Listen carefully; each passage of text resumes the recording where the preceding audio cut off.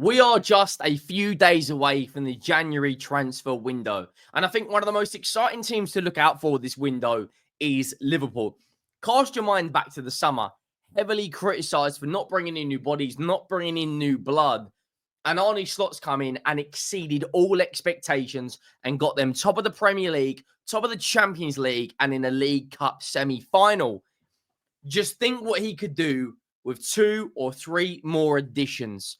There is one player who, if I was a Liverpool fan, would be so high up in my transfer targets. There's a couple of other links as well, which I think could be revelation to that Liverpool midfield. But I genuinely think their transfer plan is relatively interesting because it's how do you improve a team right now that is firing all the cylinders, that has got the best player in the world in Mohamed Salah, that's got 2 other good forwards on scintillating form in Cody Gakpo and Luis Diaz, that defensively is the best team in Europe, the best centre-back partnership in Konate and Van Dijk, a goalkeeper that's been there, seen it and done it.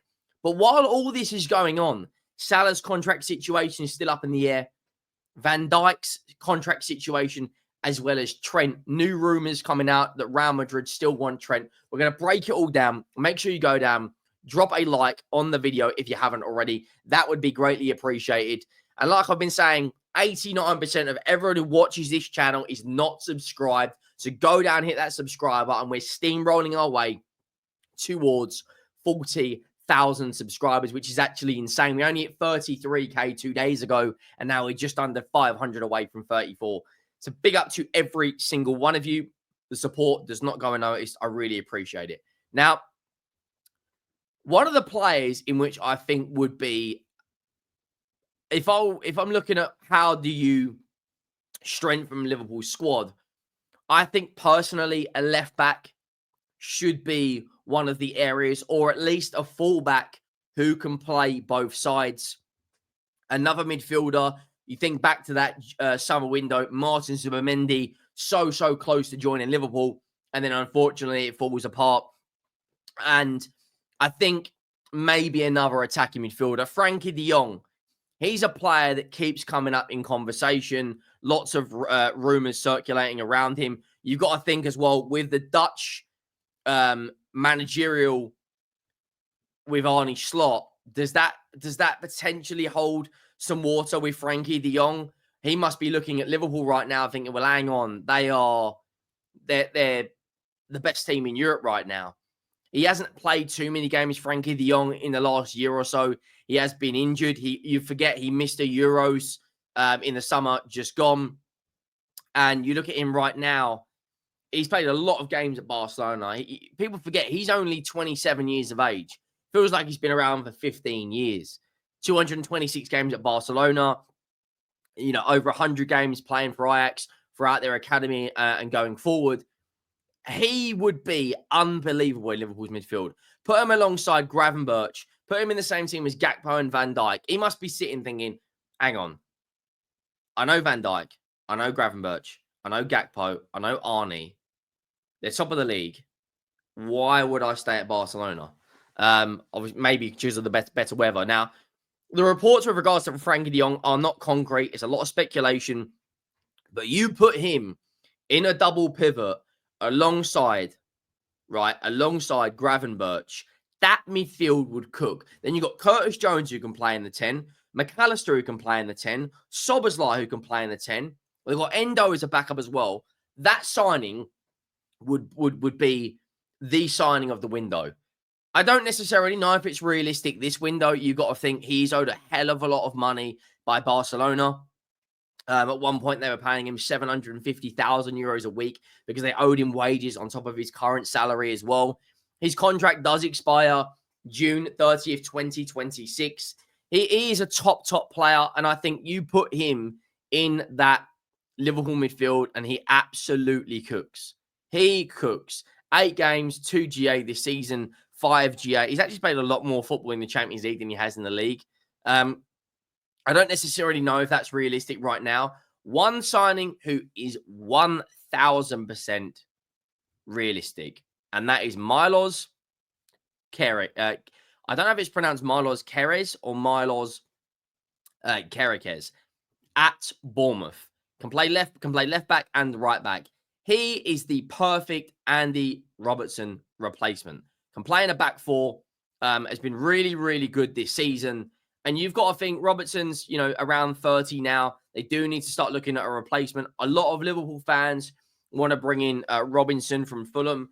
Kerekes at Bournemouth is the real deal. 21 years of age.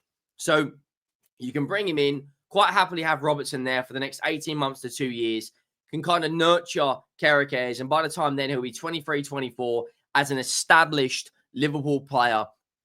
So good on the ball. So good going forward. One of the best crossers in that Bournemouth side. Is a very good defender as well. Contract expires June 30th, 2028. So by the time we get into the January window, you're looking at 3.5 years left on his deal. He's valued at around 28 million euros. I think you could probably see him go for between 30 to 35 million. You put him in that back four alongside Trent, alongside Konate, alongside players like Gomez, alongside Quansah, and you got Trent on the right back side. If they need to pin him down to a new deal, that for me is the number one. That should be the number one priority for Liverpool this window. Reds are closely following. According to this report, the Reds are closely following Tchouaméni. Lots of people are saying, could Tchouaméni be involved in a potential swap deal involving Trent? Arne Slot allegedly wants Tchouaméni. You put Tchouaméni in that Liverpool midfield, they are ridiculous. But replacing Trent Alexander-Arnold, listen, for me, the best right back in world football right now. His numbers are absolutely ridiculous. He's been a Liverpool player now. He's come through their academy.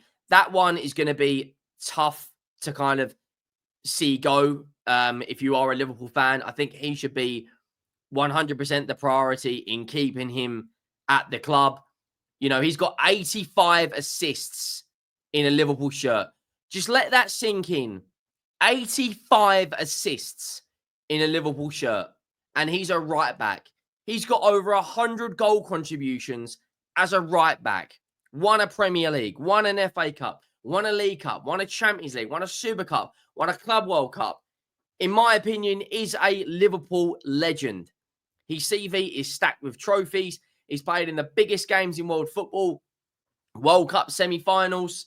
He's played in Euro finals, not once, but twice. He is a superb player, an absolutely superb player.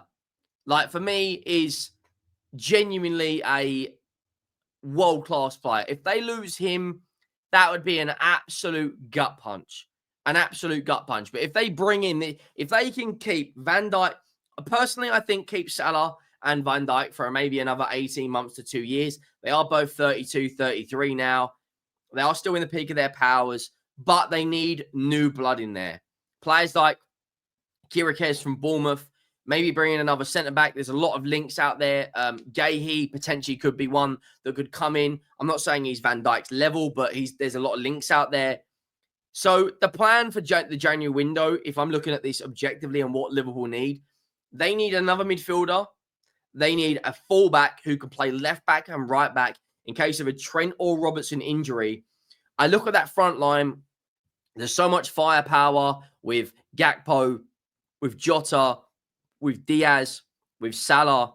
They're scoring goals at a ridiculous rate. If you look at their last 5 games, excuse me, I've got hiccups now. If you look at their last 5 games collectively across the board, because the Everton game was postponed, 3 goals against Newcastle, 3 goals against Leicester, 6 goals against Spurs, 2 against Fulham, 2 against Southampton, 2 against Manchester City, 1 against Girona, 3 against Liverpool, against Southampton, 4 against Leverkusen, 3 against Brighton, 2 against Villa, 2 against Madrid, and 2 against Brighton. They are the best attacking side in the league right now, and the best attacking side in Europe, in my humble opinion. This was the front 3 they played against Real Madrid, which was Salah, Nunez, and Diaz. You can comfortably put out Salah on the right-hand side, banking that he's going to start every game. But then you look at the bench, you look at the fact they can bring on Szoboszlai, Harvey Elliott, Cody Gakpo, you know, Trent was on the bench there as well. Then you look at the 11 that played against Leicester in the game just gone, and Arne Slot does switch it up. He does bring in a Cody Gakpo. He does bring in other players. He was leaving Luis Diaz and Federico Chiesa on the bench. You know, his managerial decisions in terms of managing that squad, players like Jota as well. Their front line is firing all cylinders, but they do need an exit plan if Salah does leave. Lots of people think it could be Mohamed Kudus. Lots of people think it could be a striker and a winger. Their team right now is so good. But Alex Ferguson, while he was at Manchester United, while he was winning so many Premier League titles, always strengthened while he was on top. And right now, you can see Guardiola hasn't done that. They haven't replaced Riyad Mahrez. They haven't really replaced Laporte. You know, too much emphasis on the Fernandinho. Too much emphasis on the Rodri injury. Only one striker. That is not how to manage your squad. And you're seeing the consequences of that this season, where Manchester City right now aren't even in the top 4.